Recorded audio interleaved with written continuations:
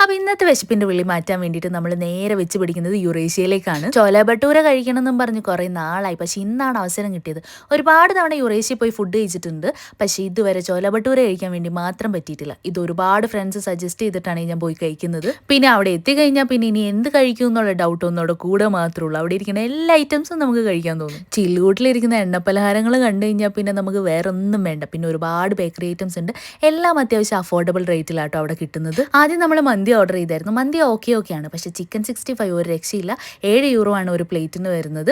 അതിനുശേഷം ഇതാണ് എൻ്റെ ചോല ഭട്ടൂര. ചോല ഭട്ടൂര ശരിക്കും നല്ല ഹെവി ഫുഡാണ്. അതിലേക്ക് കടലക്കറി വരുന്നുണ്ട്, തൈര് വരുന്നുണ്ട്, പിന്നെ അതിൽ വരുന്നത് പിക്കിളാണ്. ഭട്ടൂര എന്ന് പറയുന്നത് ആ വലിയ പൂരിയാണ്, ഒരു രക്ഷയില്ല കേട്ടോ. നല്ല ഐറ്റാണ്, എനിക്ക് ഇഷ്ടമായി. പിന്നെ അവിടുത്തെ ചായ മസ്റ്റ് ട്രൈ ആണ്. പിന്നെ നമ്മൾ പനീർ മസാല ദോശ ഓർഡർ ചെയ്ത് അയ്യോ ഒരു ഹെവി ഐറ്റമാണ്. അതിൻ്റെ ഉള്ളിൽ നല്ല രീതിയിൽ മസാല വരുന്നുണ്ട്.